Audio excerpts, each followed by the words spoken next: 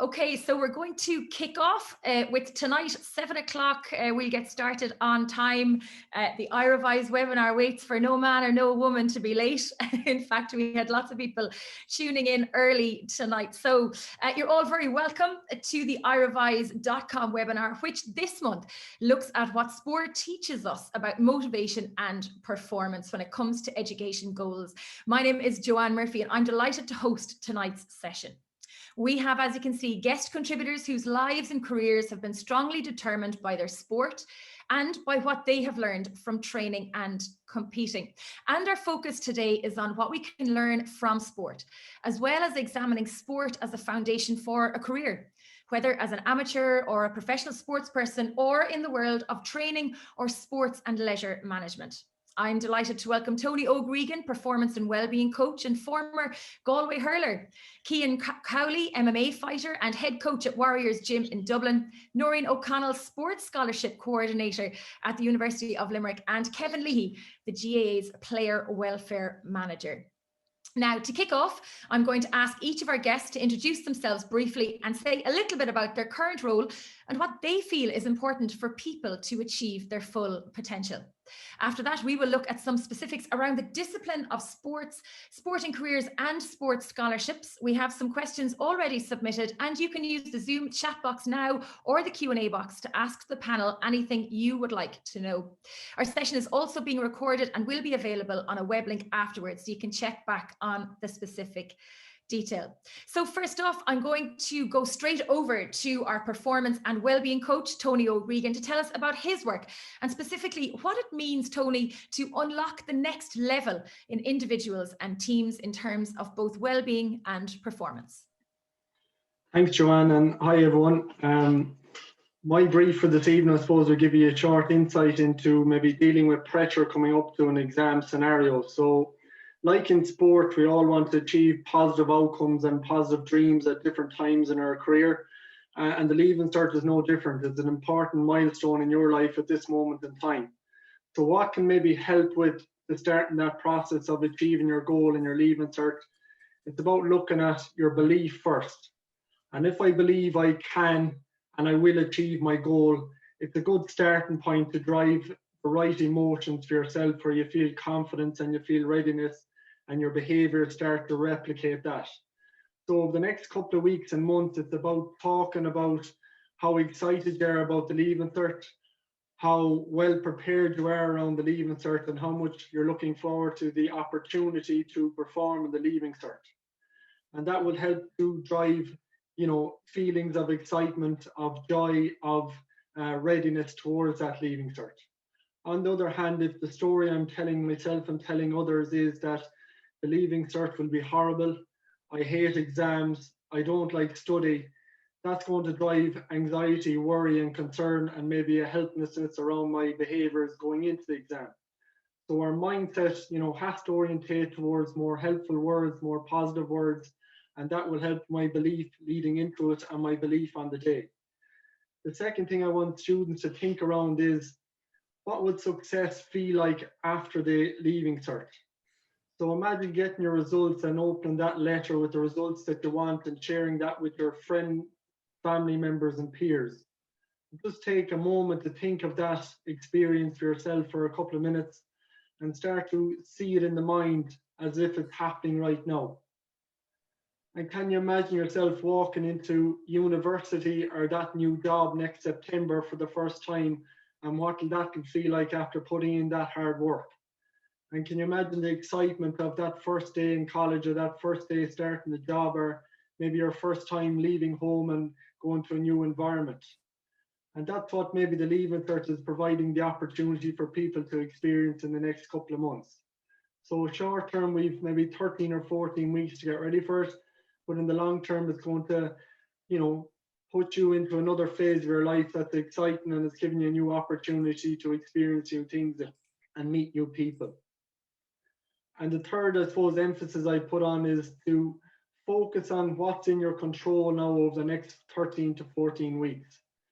So you can definitely simulate a lot of the things that will come up in your exam around exam papers, exam questions, and the timing around exams. And it's really, really important to rehearse that as much as possible and practice it 4 or 5 times a day, 4 or 5 times a week, that it feels normal to the mind, it feels normal to the body.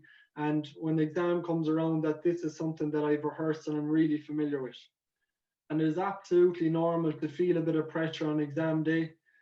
Some of the symptoms we may notice in our mind is self-doubt, emotionally maybe want to not be there at all.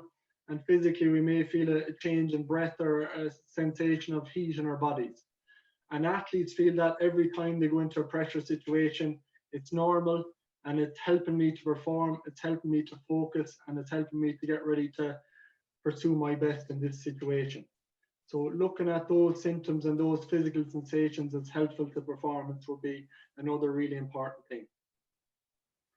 So they'd be kind of 3 points for me, Joanne, to start off, I suppose. Brilliant, Tony. We will come back to you with some specific questions, and of course our audience can put questions into the chat box, or you can use the Q&A if you've got specific questions. Do put them into the box, and we will do a live Q&A at the end once we've met all of our contributors. Now to Cian Cowley, MMA fighter and coach, and part of the team who has driven the success of none other than Conor McGregor. Cian, you might share some of what you have learned in professional sports that is essential to success. And we'll just get you to unmute there, Cian. Sorry about that. Thanks, Joanne, and thank you everyone for tuning in. I'm Cian Cowley, I'm a professional MMA fighter, and for me, all my confidence and successes came from preparation.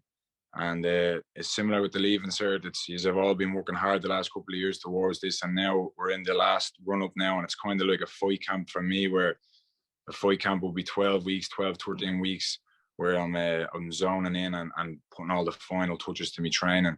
So I kind of know what you're all going through now, and I've been there many times, and it can be, some people can take it a lot different, but preparation builds confidence, and if you've prepared well enough, then the confidence will be there. And that's kind of mostly what I base everything around when I'm fighting. It's if I train hard and I stick to my routine and I put the work in the gym, then the confidence is there on the fight night. I don't need to do anything else from there. So preparation is key in everything, and in life in general, preparation. I'm also a big believer in the power of practice. So like these subjects that you're going to be doing, and all these preparing to make sure you have every subject covered well, and the power of practice will come into play on exam day. So I know that was a bit brief, Joanne, but that's kind of my take on it there. The lads would be a little bit more ahead of me on all this. Yeah, I will come back to you, because I'm making notes here, and there's some 1 or 2 things that you've said there that I want to come back to you on, but we do actually have a question already in for you. Cian, who would you like to fight next? And maybe you'll consider thinking about that while we go to our next guests. So our contributors continue. Next we have Noreen O'Connell, who is the Sports Scholarship Coordinator at the University of Limerick. So we're looking forward to hearing how sports scholarships work, the study options, and some insight to the business of sports and leisure management too. So Noreen, over to you. Great, thanks, Joanne. I might share the screen here, Joanne, of a few slides. It might help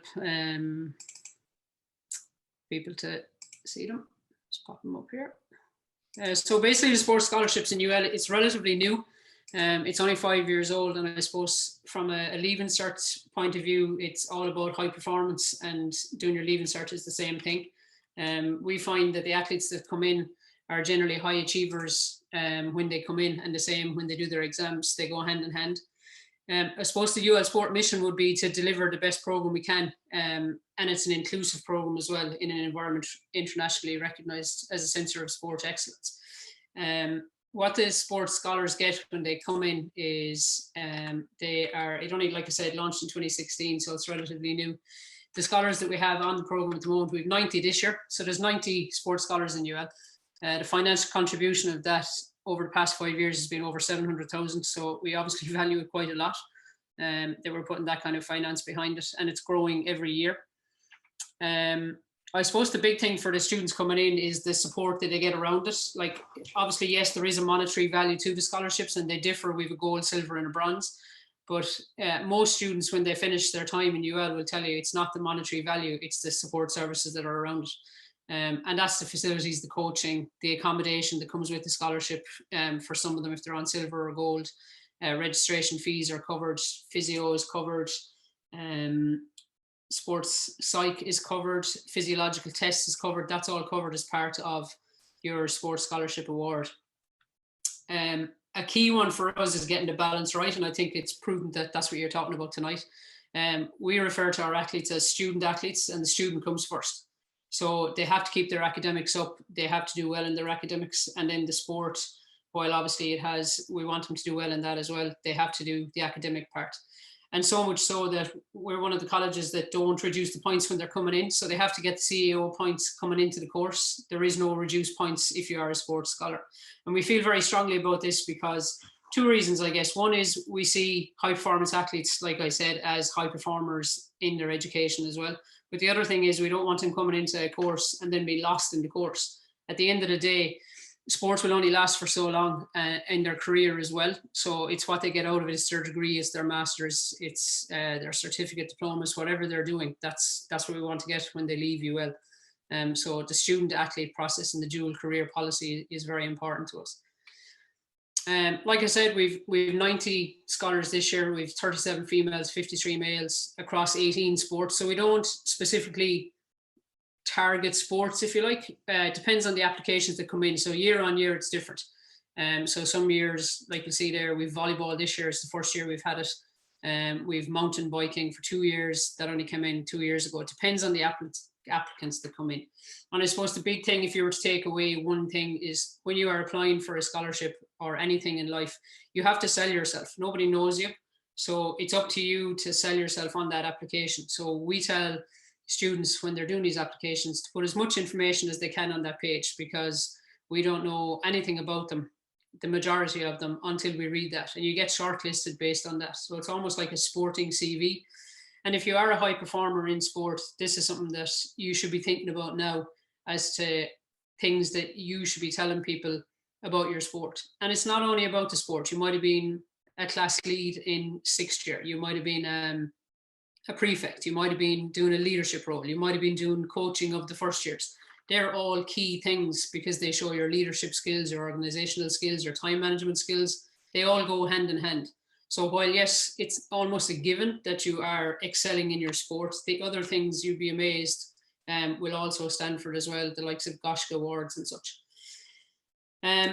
Just to show you some of the facilities that the athletes have for access to, in case some of you haven't been to UL or haven't seen it, this is the sports hall. It's a 4-court sports hall. You have a 50-meter pool with a 25-meter diving pool as well. Off of that, you have the largest all-weather park in Europe. So this is one side of the campus where you can see you have 2 full GA 3G pitches there, and you have a grass pitch as well, all floodlit. And that's actually paid for by the students. So they put in a levy and they pay that through their capitation to put that in. That's how strongly students in UL think of sport, that they went to referendum and said, we need this, and now they're paying for it through their capitation. We have a similar one on the other side of the campus, which has a full rugby pitch, 2 full soccer pitches, and another full GA pitch. And both of them have tracks around them, a dirt track for running. You have a full athletics track. You have an indoor rowing house and tank, which is the only one in the country. So we use that for novices. So there's actually waves in that pool there where the guys are rowing so they can work on their stroke technique. And then we have our newest addition at the moment is the indoor climbing wall. So the indoor climbing wall is the highest one in the country. It's 21 meters high. And that only opened there actually during lockdown, in that 2 weeks where we got a chance to open, and now it's closed again, but we will be back open soon. I suppose if you are thinking of going to college anywhere, not in UL, obviously, I'm going to promote UL, but not in UL, one of the things to follow is any of the Instagram accounts that those 3rd level colleges have. And you'll see the takeovers are happening, and you'll see what athletes think of being a sports scholar and what it involves and what it entails. And I suppose the big thing to answer your question as well, Joanne, was like you were saying about the business of it. You're only in college for 4 years. So the big thing after is you're almost selling yourself when you're in college as to what you can do. So remember that it's almost like a platform to get you to the next level. And then depending on what route you want to go, you'll often find as well that high performers will go into sports areas, and it mightn't necessarily be competing. It could be broadcasting, it could be journalism, it could be photography, it could be coaching. There's lots of avenues out of sport, and I think the high performance sports structure will help you in that, definitely. Brilliant. Thanks, Noreen. We do have some questions coming in as well, which I will come back to specifically for you with regards to scholarships and applying for same in the university. But finally, before we move on to the Q&A, personal development and education is high on your list, Kevin Leahy, as the GAA Players Welfare Manager. So, Kevin, can you outline your role and how support for our physical, mental and personal development is the basis for high performance in life? Yeah, thanks very much, Sean, and thanks everybody for tuning in, as Kane said. So my role, it kind of centers pretty much around sort of the delivery of education and awareness initiatives and anything in relation to player welfare. So that could range from nutrition, anti-doping, concussion, burnout, with the GAA defibrillator scheme, athlete monitoring, and even obviously last year then it brought in, we rolled out COVID-19 testing for inter-county squads as well. So it's fairly broad, but it mainly focuses on driving awareness and education in all those areas. I think in terms of development, no matter what aspect of it is, Joanne, in terms of physical, mental or personal, I think from my own experience and also from bits and pieces that I've read, is it'll all culminate in the big event, which is the exam or the match or the 5 km run that you're trying to set a personal best in, or the job interview, or whatever the case may be. The big event is always going to come. And I think what I've learned over the years is not to get consumed by that. It will come, but I think development usually always occurs away from the main event or the big event, in terms of looking back at what has worked for you in the past, and figuring out how you can do things better. You know, what works, what doesn't work. Examine how you prepared previously. How can you perform better the next time? And I think within that then is probably trying to drive, in my role, is trying to drive an awareness of the additional resources that are out there for people to try and help them. Where do they go? Can they lean on parents, their coaches? Obviously external resources now, the way the internet has gone, there's a lot of resources online. And it's just trying to signpost people in the right direction, so that they can, as Keane touched on, that just the base of their preparation is as thorough and as professional as it can be, so that the big event takes care of itself, for want of a better term, that when they get to the exam, that they're happy and they're confident that what they've done is the best possible preparation that they could possibly do. So I think that's the big thing to take from me over the years, was that focusing on the big event is great, and having a goal and an aspiration is huge, but development actually takes place away from that main event, in terms of learning and learning how you can do things better, and learning from what has gone well and what hasn't gone well in the past. So that's kind of my take on development, whether it's physical, mental or personal. That's pretty much how I see it, Joanne. Brilliant. Thanks, Kevin. So some of the things that have kind of come back that have stood out to me is consistency, preparation, routine, perspective, putting in the work, and it not all being related to the big day, but consistency over time. It's some of the themes that are kind of coming through from all of you together, and routine being another one, which obviously during COVID-19, our routines have been thrown a little bit out the window. I'm going to go to some questions that came into us pre-live webinar, and again, then we will go to the questions that are coming in live. So if you've just recently joined us, you're very welcome. Don't forget, you can post into the chat box or into the Q&A section, and the session is being recorded and will be available on a webinar link later on. So don't worry if you've missed the start of the session. Some great advice, some great perspective. They're all so important, what you've said, in achieving our goals. Tony, I'm going to come to you first, because I want to talk about the process. You speak about the power of the mind and the power of preparation in attaining our goals. Does this apply equally to study and to focus on exams? Yeah, absolutely, Joanne. Like, I think it's very easy for us to get caught up on the outcome of people, as reiterated here, and really it's bringing us back to what can I do today that's going to help and influence that result. And, setting up yourself for success every day, where you plan out the hours that you're awake, what am I studying and when am I exercising and when am I taking time off and when. And all those things are important because, we have only 168 hours in the week. We're going to spend maybe a third of our time asleep. We're going to spend maybe a third of our time in school, hopefully in March.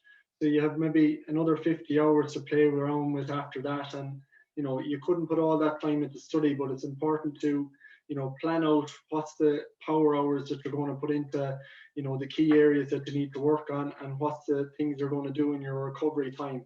Be it exercising, be it spending time with friends, be it just resting and relaxing and doing the hobbies that help you kind of rejuvenate and refresh yourself. So, planning that is a really good way to take away that kind of angst and worry around the outcome that's going to happen maybe next August, and come back to just your daily processes and getting them to a really high standard every day will create that confidence from your preparation, and will create that, excitement going forward that you can perform well and you will perform well. It's all those small little things that we do every day, Tony, really, isn't it, that add up to the big result at the end. Yeah, and I think if you go back to any high performer in sport or music or in their career, you look at their daily habits, and it's the things that they can stack on a daily and weekly basis that adds up to that progress and that, development. And, show me your diary will give me an idea of your commitment and what's important to you, and show me how you're using your time. And, I think, there is enough time to achieve what you want in the Leaving Cert now. It's just what level of focus can you bring to your day every week and every month from here on in. I was chatting to somebody recently, and they talked about consistency, about it being like placing a piece of paper on the table every day, and every day just placing that piece of paper. That it's very easy to rip up one piece of paper, but when you put all the bundle of piece of paper together, it's actually really hard. And I thought it was quite an interesting way to talk about consistency and getting the small steps every day done. Cian, I'm sure you've taken lots of small steps and lots of big steps, lots and lots of preparations. What you spoke about at the start, you hold Irish titles in your sport. Is that pure talent and drive, or is there a background of, and I'm sure there is a background of, hard work too, the blood, the sweat, the tears, and what motivates you to keep going? Yeah, so for me, really, especially starting off early in my career, I had a very rough start. It was 2 or 3 years in, and I wasn't winning any fights, and I wasn't really progressing anywhere in the gym. And a lot of people who I started with around the same time were all excelling, and I was stuck in a rut. And I don't know, it was in me that I just knew if I just keep doing and keep showing up, it's gonna work out. And my old coach at the time used to say that to me, just keep showing up. And I was always getting frustrated seeing my friends were going ahead of me, and they were way more skillful and better technique than me. But I was the one who kept showing up on the days they were missing. I was there. So it's like that. The small little habits that you do every day, over time, they just add up. And then for me, it just got to a stage where it's like everything just clicked from all the hard work. And then I had so much confidence from that as well, because I rarely missed a day in the gym. I was always there, even on days I really didn't want to go, and I always showed up. And then all of a sudden, one thing started to lead to another, and then it was a snowball effect. And then it was kind of like, it felt like it was overnight, where I was like, oh, now I'm good. Now I'm getting somewhere. And then I start winning fights, and then the title fights start coming. But when I look back on it, it all came down to that showing up every day and putting the work in. The small little bits of work that at the time didn't seem like much, but when I just kept doing it over time, it led me to all these great things. So that's why I'm a big believer in consistency in all walks of life. And Cian, what about dealing with pressure? Because our students are, inevitably under pressure. There'll be a lot of students that will excel at the Leaving Cert. There'll be a lot of students that will feel extra pressure because maybe they're not as good as some of their peers in their classroom, or there's pressure from parents, or there's so much pressure on people. But how do you deal with pressure? You're in the ring, you're fighting, there's titles at stake, there's reputation at stake. How do you deal with that? Yeah, I've kind of always had like extra pressure. Everyone has pressure, especially when they're fighting. But for me, there was always so many things. Like when I was Thai boxing, I was a coach of a Thai boxing gym, so I had a lot of students that looked up to me, and obviously as their coach, I had to be winning. So I always had that pressure on me, and then like sometimes it used to overpower me. But then I got to a stage where I was just like, I tried to focus on me and who I'm doing it for, and to, like, I'll fight to the best of my ability to keep me happy. Once I do what I know will keep me happy, will keep everyone else happy. If I fight to my ability, and I just do what I feel is right for me, then I know it will work out for everyone else. So once I kind of figure that out and I just start doing it for me, then it was like, I win, everyone else wins. That's what happened. Instead of before, I was thinking about, I have to make sure I keep this person happy, or I don't want to let my parents down, don't want to let my siblings down. It was all that was eating at me too much, especially leading up to a big fight. And then sometimes on the night it'd be a lot. And then I've had times where I haven't performed well, but then when I sussed it out that the way to do it is to do everything to make me happy on the night. So same when you're going into these exams, like, you just do what you know you're capable of, and you're doing it for you, and then it will work out for everyone else if you do it for you. So that's what I take from it.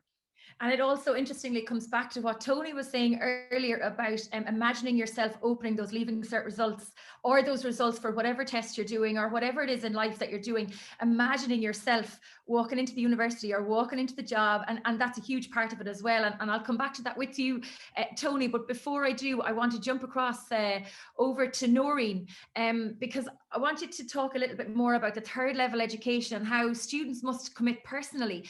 You mentioned there's the student and there's the athlete, and it's very important, that students push themselves across the board. You talk about high performance, but independent of parents and teachers. When you're in university, it's really up to you. And Cian has just touched on that as well, in terms of, he's doing it for him. He's not doing it for anybody else. You're believing in yourself and doing it for yourself.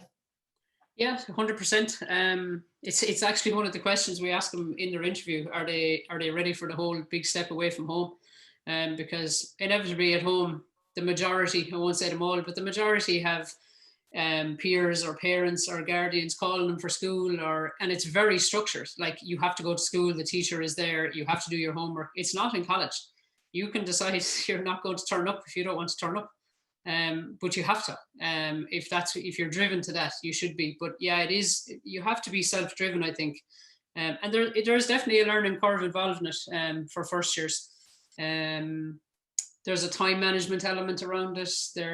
I think what you have to do is try and see what supports are there for you, that while it is different, you're not on your own. There's an awful lot of people around who will help you. And most people, if you take sports as an example, are comfortable with their coach or stuff. So go to the coach if that's your first protocol. And if they don't know, they generally will point you in the right direction. The same with, there's an awful lot of sports in all the third level colleges where you can get a bit of help, whether it's with your academic writing or with maths or with something, or with physics or science or whatever you're coming into, and use your classmates and your peers and your teammates. So there is an adjustment 100% because you're coming from home. Even the little things like cooking for yourself, getting yourself up to class, like cooking's a massive one. More and more students thankfully coming in can cook now. And lockdown, if we were to take one good thing from lockdown, has helped with that, because they've been cooking and they're out of their routines at home. So they're learning how to cook. And every second social media page you look at is putting up recipes. So that's definitely a good thing coming in. But yeah, there is a big adjustment in it. But I think being driven, and I think even to echo what Tony and Cian were saying about being persistent and being consistent, just because you don't get it the first time doesn't mean you won't get it in second year or third year or fourth year. And even the scholarships applies with that. Just because you get it in first year doesn't mean you will get it for second, third and fourth year. You have to be consistent in your performance and what you're giving back to the program. And the flip side is there's a huge uptake obviously coming in. Not every athlete is going to get one. So if you don't get it in first year, try again in second, third. We've had people who've gone through 4 years and didn't get it till fourth year, but they were persistent and consistent and stuck to the program. You'll get it then. You'll eventually get it if you stick to, like Cian was saying, stick to the process. And there's a lot to be said for discipline as well, as part of kind of what you're talking about there, and accountability. So it's hard to be disciplined and sit at your desk at home and be studying and logging into online tutorials at the moment, or the online classes. But accountability is huge as well, Noreen, and having like a study buddy or an accountability buddy is also another way of helping with that self-regulation as you try to continue your studies, whether that's cooking in the house tonight for your flatmates and then somebody else is doing the cooking the next night, and also even just turning up to lectures. Yeah, 100%. And it definitely is harder now. And the guys on the call will appreciate that when you're logging in and and I was actually chatting to a student today, and they were saying they missed the walking between the lectures. That you forget that part because they're literally logging in, then they're logging into the next one, then there's no in between, there's no going for breaks, there's no having the chat with their friends. But yeah, you do have to be accountable, you do have to turn up. And we've even tried to do stuff more with them to engage them. And it is hard because they're sick of Zoom and they're sick of Teams and they don't want to be on it. But you have to keep turning up, like Cian was saying, and be accountable and do a little to-do list. This is what I'm going to do Monday. This is what I'm going to do. Put it on a whiteboard for a week or a white sheet and break it up. And that's the same with your Leaving Cert. Like divide out, I'm going to do English today, maths tomorrow, science, whatever the next day. And make yourself accountable. It's like, make yourself accountable to get out for your walk, get in your whatever 10,000 steps. It's exactly that. And it comes back to what everyone is saying: be consistent, be persistent. It's just another way of saying it, but yeah, absolutely, 100%. I think a lot of us that are working from home or studying from home are missing those breaks between standing up to go to the kitchen to make a coffee in the office or maybe popping out to the shop for lunch. But actually putting in movement breaks is hugely important as well. You know, every 20, 30 minutes, maybe coming downstairs or walking around the house or even just getting outside for fresh air, hugely important to maintain some level of movement as well throughout the day, because you do get sucked into sitting behind the laptop for hours without thinking about it. And if you've got lectures and you've got tutorials and things happening, you do kind of forget to look after yourself. And Kevin, that brings us down to you there now to talk a little bit more on welfare and about the balance that we need, not just for studying, but in life generally, and being physically and mentally ready for putting the work in, eating well, minimizing stress. I suppose we're really looking in the context of exams for all students really, but specifically for the Leaving Cert this year. It's not just for the county final, but I'd imagine that the concerns would be similar heading into a big exam like the Leaving Cert as would be for any of the GA players heading to a big match, whether that be a senior game or a junior B. Yeah, I think you probably, to a certain degree, some people might take it for granted in the sporting setting because it's nearly a way of life for people who are playing, that they're well used to kind of being physically active and eating as well as they can. But I think, look, there's going to be thousands and thousands of kids who are going to do the Leaving Cert this year and who aren't, sport isn't their thing, but it doesn't mean they can't be physically fit and physically active and look after their diet. I think there's plenty of research out there already. It's kind of widely accepted what the health benefits of being active and eating well are. I just came across one. I was doing a little bit of preparation for this, and I kind of summed it up really well. It was around kind of adolescents who exercise regularly and eat healthily. Like just simple things like they're more likely to perform better academically, they cope better with stress, they regulate their emotions better, and they'll avoid feelings of anxiety. So like that's kind of critical stuff when it comes to exam performance and exam days. Tony's touched on. That's just two simple kind of basic elements of looking after, and it doesn't have to be, you know, going out doing nothing crazy like, you know, a 20k run. Or, like it's a simple, like I mean, some of the recommendations of the HSE are just literally 30 minutes a day, and that can be 3 10-minute segments. You know, where you get your heart rate up and you just feel like you're getting slightly out of breath. It doesn't have to be anything too crazy. It's just active. Any bit of activity, kind of 30 minutes a day for 5 days a week, is enough to get you those benefits I just touched on there. And I think the other element of it, in terms of, I just going back to my original point, Joanna, and what everyone else touched on around preparation. I think for me, removing up, like preparing to prepare was a big thing for me. So kind of the removal of obstacles, you know, and we all do this, and like people like doing what they're good at. So students are going to be better at certain subjects, and they will have no problem putting hours and hours and hours and hours of study into a subject that they like or they're good at. It's the subjects that they mightn't like or that they mightn't be as strong at that they'll tend to avoid. So, you know, for me, an obstacle, if I flexibility was poor or I had to work on it and I hated it, I'd sooner go and run or go to the gym, but I had to do it. And if I didn't set myself up the day before and get it into my plan for the next day, it'd become an excuse. Then if I made an excuse, I'd go and do something different. I wouldn't do what I needed to do. And then obviously that's poor preparation. Then obviously the performance suffers as a result. So if you can set yourself up to remove obstacles, and that's just little simple things like, you know, if there's a subject you're struggling with and you need to dedicate some time to it, put it in your plan for the next day and get yourself set up as well as you can. Where am I going to study? What materials do I need to have? Do I need a quiet space? You know, all those little things that you can put in place to stop yourself making an excuse and doing a different subject or not doing any study at all.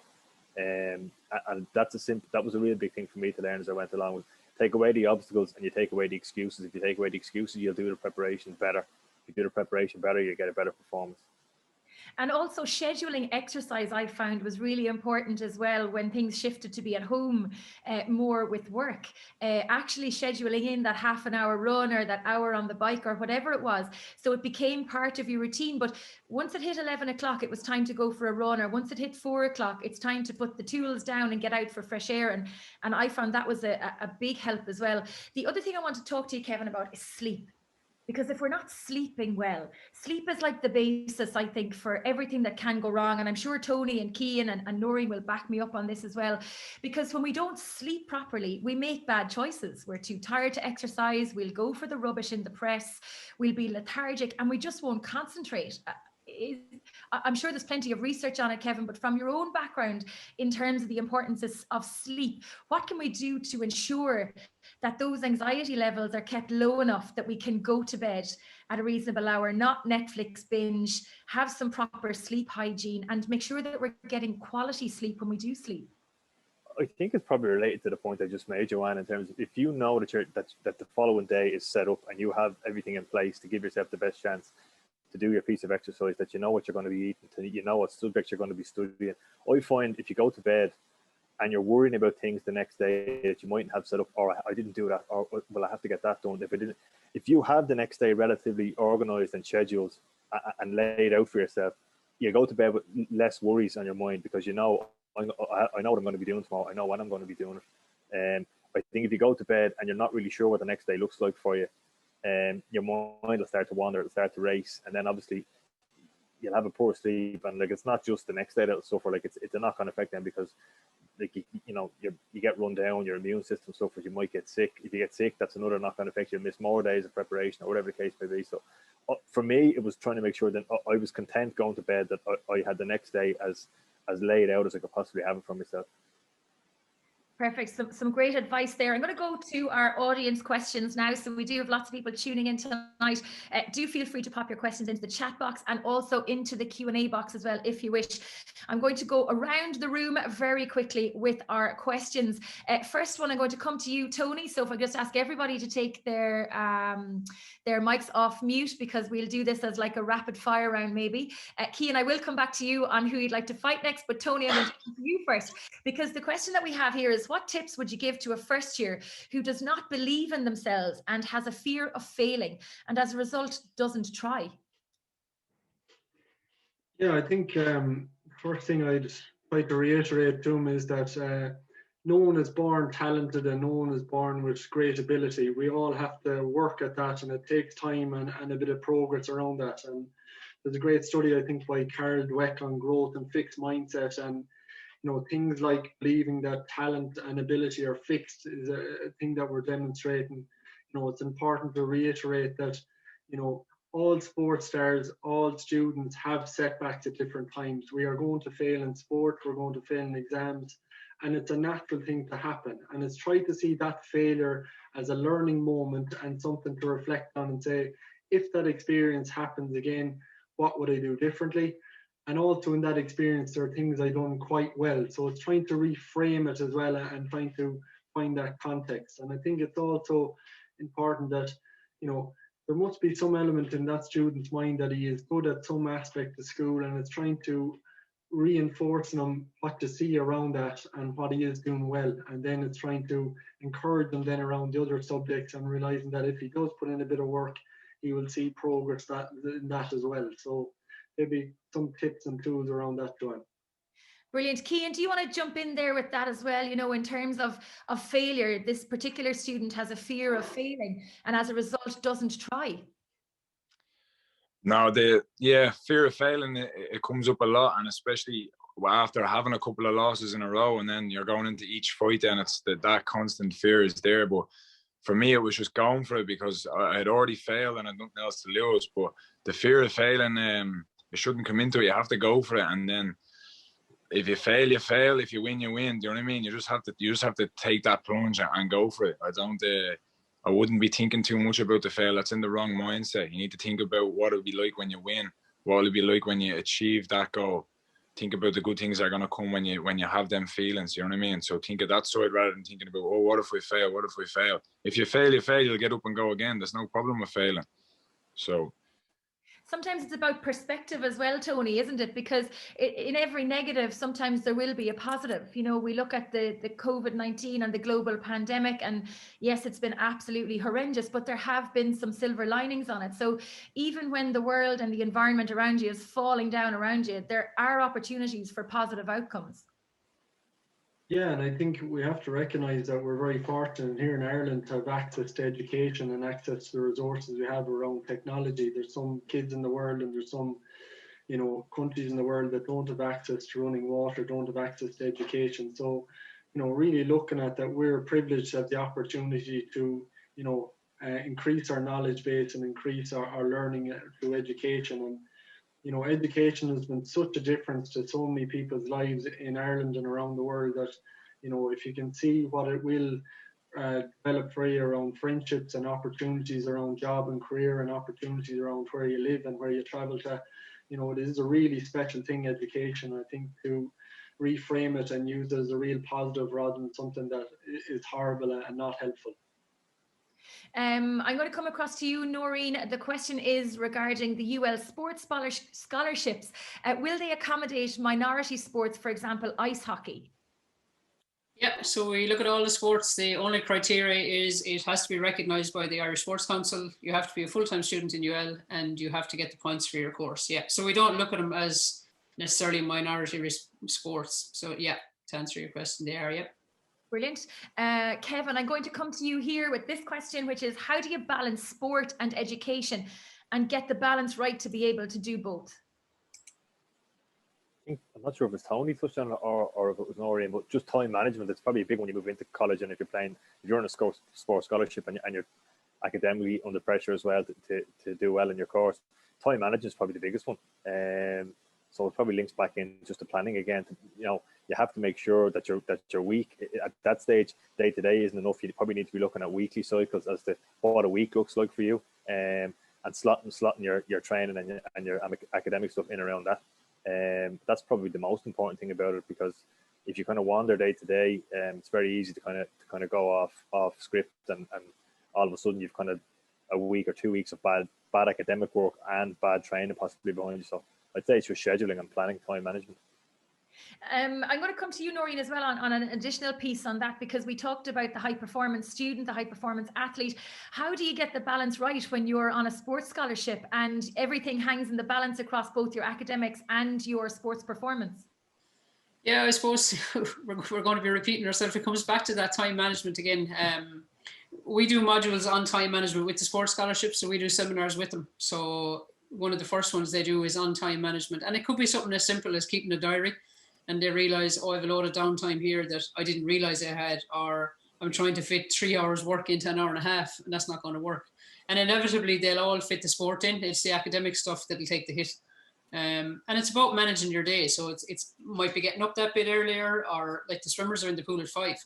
So it's about how you manage your time, and there's an education piece around it. It's definitely it's a skill.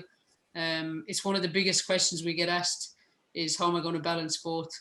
But I suppose without putting too fine a point in it, we try to tell them there's plenty who've gone before them who've managed it, and it is a skill. And you learn it almost as you go. Some are good at it, some are not good at it, some will need an extra bit of help.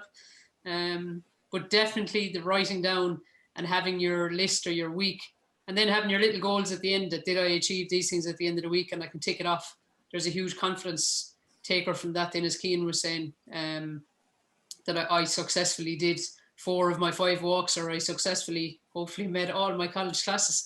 There's great benefits, I suppose, from that to be gained from that as well. And those mini goals are hugely important as well, Tony, aren't they? Because it's not about just going out and running around a pitch for an hour or going running a 5K. It's about actually setting yourself small goals, excuse me, that you can achieve in every day. Yeah, and I think when we complete those things, it really gives us a sense of momentum and a sense of achievement. And we all have a psychological need to feel a sense of achievement every day. And we might think we'll feel confident when we get the leaving cert, but it can start in those daily little tasks. When you start making those little commitments to yourself, you're nearly creating that identity that I'm a committed student, I'm a committed athlete. And the more we make those little votes every day, you know, by the end of the week, you might have 5 things you want to do around school every day. You wanted maybe 3 or 4 things around exercise and nutrition. And, you know, by the end of your day, you've hit maybe 10 things. By Friday, you've hit 50 things. And it's just giving you a little, you know, dart of positive emotion. And the more we feel that and the more confident we feel, we start to take on more harder goals for ourselves, and we start to maybe take on bigger challenges, and then we kind of feel discomfort around them again, and you know, we push out our comfort zone. So it's about, you know, accepting that and realizing that if we can find those little moments that stretch us every day and come back and recover after them, there's great growth in them and there's great learning in them, and it's trying to embrace that as much as possible. Brilliant. Very sound advice there, Tony, in terms of breaking down the goals and making that feeling of accomplishment every day, which is hugely important, that positive emotion as well. Keaton, I'm going to come to you. I'm going to come back to that very first question of who would you like to fight next? There's several people that I would like to fight next, but I have one name in mind now that I've contracted next to fight, so that's my sole focus. So I can't let any other names come into the mix. So that answers that question. He's given nothing away. We do have another question for you, Cian. What advice would you give to a boy who at age 14 wants to play sport as a professional? Well, age 14 is a great age to be thinking that far ahead with it, and he obviously is in love with the sport. So for me now, at that age, it'll be about setting up the next couple of years and getting all the things in place, making sure he's in the right environment, making sure he surrounds himself with the right people, learning now about his nutrition, learning now about the daily habits towards success. All these little things now is a very important time to start it. The younger you can start developing all these habits, the better. So I think if he's looking to pursue it as a professional, he needs to really just use this time now to start focusing on all the little things and getting them all right, like I said, and the correct environment, surround himself with the right people, getting himself the best coaches he can get, all these little things, and then just start working towards it then. And obviously every day hard work, every day practice. There's not a day goes by where you don't practice. So thanks, Cian. I'm going to jump across to you, Kevin, on a welfare side for a 14-year-old looking to go professional already. It's important that they don't go too far and in terms of their commitment and get burnout too soon before they even reach the peak of their potential and their performance. Yeah, I think in the GA scheme of things, it's at that stage it's still very much developmental. They're starting to come into the competition phase, where they've not recently gone to. I think it starts off 13 aside, and then they progress to 15 aside. So they're getting to that stage. But I think the real challenge for Gaelic players is probably a little bit around the leaving cert age now, where they start to come in to around mine or under 17, and they're probably looking, the adult teams in their club are looking for them to play as well. And it's probably a bigger challenge at this age, and obviously the leaving cert is in the mix as well. So it's probably this stage where burnout is nearly a bigger issue. But at 14, yeah, well, depending on the coach and the environment, the aim should be just to keep developing and keep improving. Like he said, obviously start developing the habits, but literally it should be, you're nowhere near the finished article. So just a case of trying to continually improve and see how far your potential can take you. Perfect. Noreen, somebody asks, do you need to be involved in a county team for a scholarship? The GAA is very competitive, yeah. You would want to be playing minor, at least, yeah.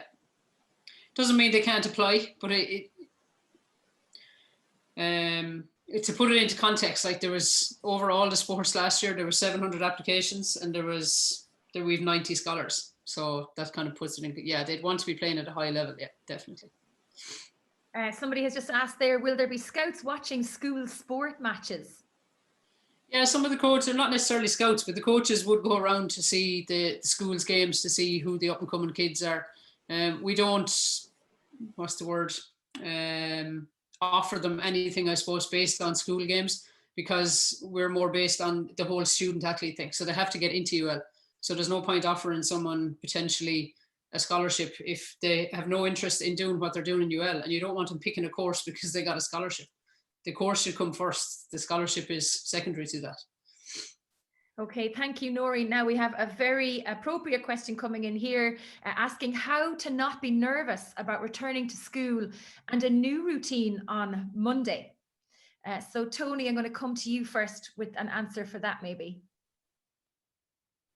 Yeah, it's just probably to understand what's causing that nerves for you. It's probably a thinking pattern you have around going back to school, and you know, we have to trust that the authorities within your school are going to follow the COVID policies and restrictions around that. And you know, when we look at the evidence, when we've gone back to school previously, everyone has been safe, and there's been a huge amount of people who got through the school system without contracting COVID. So I suppose we just have to trust in the environment that the school creates, and they're following correct procedures. And you know, after that, it's what can I do in my control around that, and make sure that as much as possible I do the hand sanitizing, I wear my mask where possible, and I keep my distance as much as possible. And you know, outside of school then it's practicing healthy habits around my own personal hygiene, washing and cleaning, and as well as physically keeping fit and my nutrition and all those things that we've mentioned. So trying to first off look at what's causing that nervousness, and then what's in my control around that, and what do I maybe need to trust in others getting right as well around that. And Tony, used you get nervous before the big games? Absolutely. I think it's a really normal symptom for things that we don't have control over, things or maybe where there's an uncertainty over the outcome.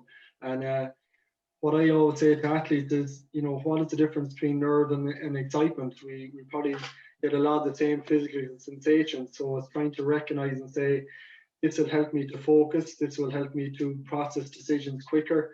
It'll make me produce adrenaline, which helps me to feel more alert and more alive. And it's trying to look at things from an opportunity perspective rather than from a threat perspective. And Cian, we talked earlier, we touched on it briefly about performing under pressure, but do you get nervous going into a big fight? Yeah, every fight is the same as the first fight I ever had. The same type of nerves, the same feelings come about, the same thoughts. I have days where I'm confident, days where I'm not confident. It's the same. It never changes. People think when you've had a load of fights that, oh, it must be just second nature to you now. It's not at all. It's far from that. So it's just about coming up with my own individual habits that suit me to get through the fight day. So I still get very, very nervous on every fight, no matter what. The next question actually is relevant to all of our contributors this evening. Do we have any tips for building resilience and breaking out of the comfort zone? So who wants to jump in there? Kevin, will we go across to you there first? Yeah, building resilience is probably a funny one. I suppose the only real natural way to do it is, as we had another question earlier about failing or fear of failure. Sometimes the only way to really build it is to have a setback and go, right, how do you react to it? So that's a funny one in that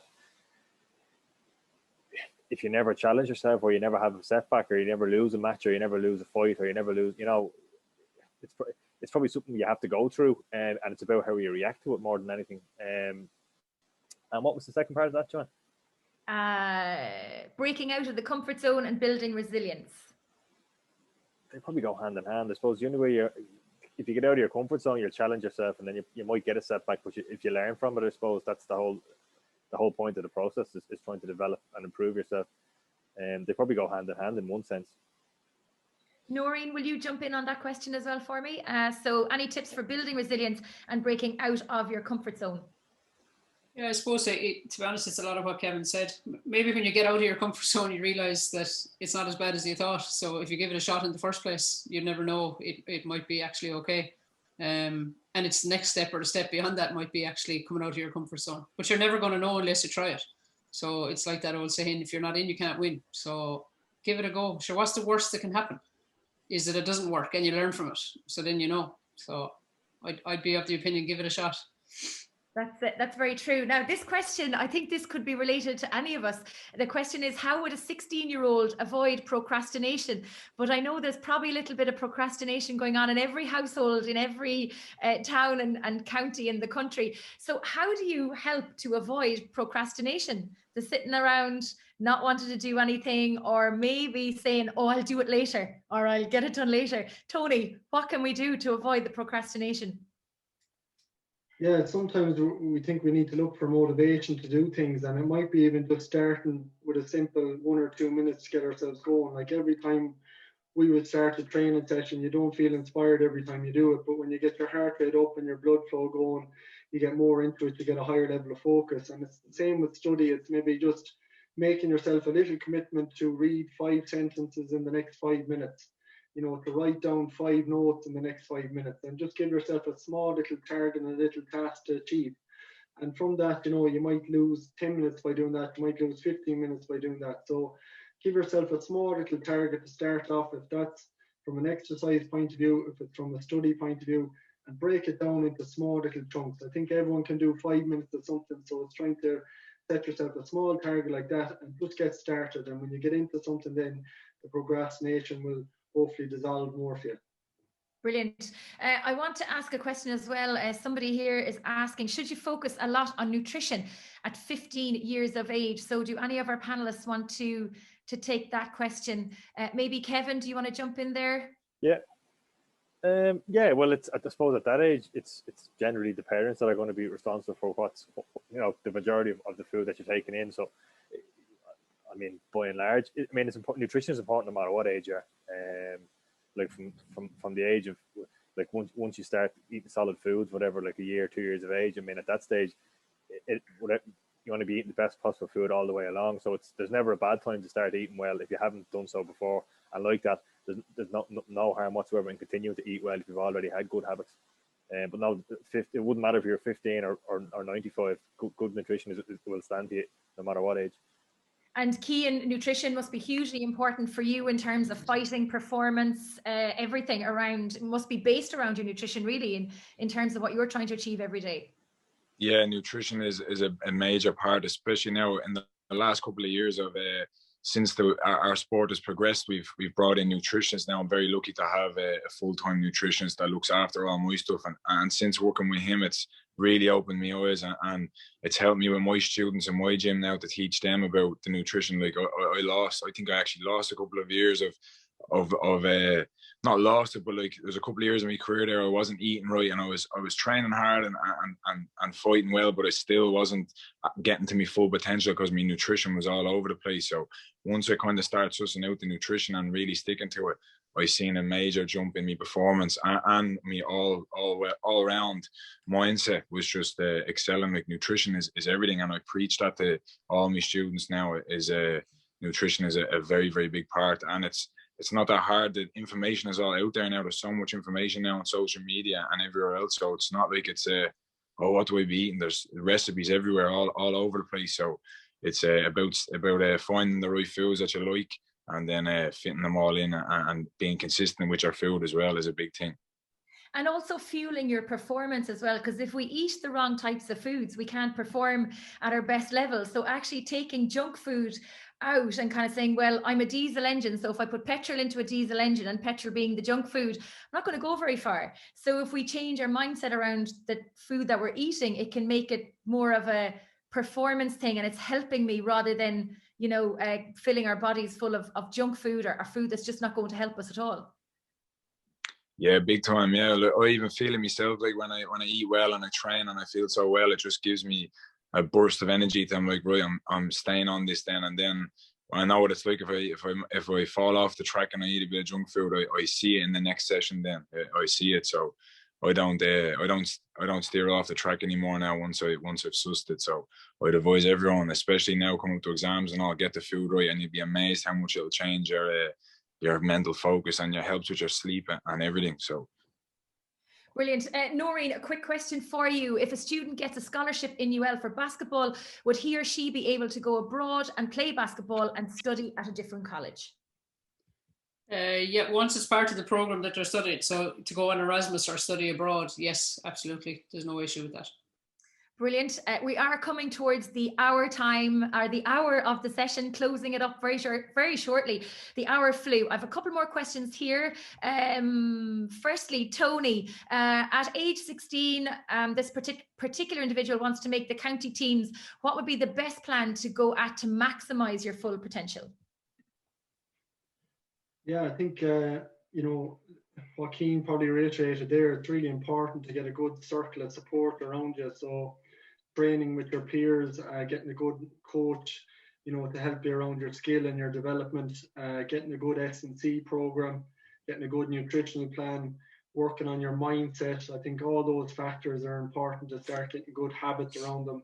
And, studying the game as well. What are the top players doing in your position, and starting to model some of their traits and behaviors and trying to learn some ways of how they deal with certain pressures in the game. So those 4 or 5 elements, I think you need to really focus in and hone in on those things. There's some very specific questions coming in around nutrition, pre and post meals on match days, or what should you eat or drink before matches. Cian or Tony or Kevin, indeed, do you want to come in on that specifically? Go to you, Kevin, maybe. Yeah. I'm happy.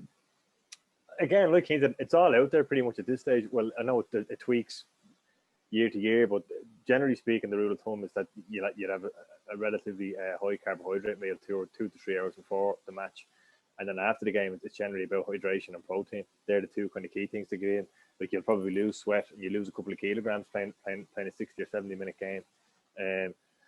So rehydrating as quickly as you can after games, and also getting protein in, so you'll start recovering, the muscles will start recovering that much quicker. And then before the game, the energy you're going to need is, your usual pasta, rice, potatoes, with a protein source as well, and some vegetables. So that's the kind of tried and tested. I don't know if Tony or Cian have anything slightly different, but that's the general rule of thumb: is carbohydrates and protein pre-event, and then it's mainly hydration, protein post-event. Cian, do you want to come in there for a second? Yeah, so like I find as well, there's a 40-minute window after games where it's a very important time to get your meal in. I used to always be a habit of, like, I'd go training and it'd probably be 2 hours before I would eat after, and that's not great for recovery. So I think having your meals prepared before your game or your training sessions is very important, so you can rehydrate straight after the session, and then within 30 minutes you can get your fuel into you then. So that's a very important part, is having I'm like that as well. I always have my day of nutrition planned out the day before, so I have all my meals ready to go, and that helps me a lot with staying fueled and keeping my body up to tack. So great insight there from Kevin and Cian. Noreen, I'm going to come to you for one final question, and the question is it okay to take time next week to adjust to getting back to life again? Yeah, absolutely. I think it is. In fairness, it took us a while to adjust when we ended up where we are right now. So I don't see there's an issue with adjusting to go back in. And there will be the fear factor for some students going back to school, like Tony said. So I think you have to take it at its face value and do whatever you can to adjust. And if you do feel a bit overwhelmed, there are people there, and say to them, like, don't be afraid to say that, look, this isn't working for me, and talk to your teachers and stuff, because they're all in the same boat as well. Like, so yeah, absolutely, it is. Take your time in doing it, but I'm sure you'll figure that you will slot back in a lot quicker than you think, and it'll be second nature to you, like it always was. Brilliant. Well, thank you so much to Noreen, Tony, Kevin and Cian.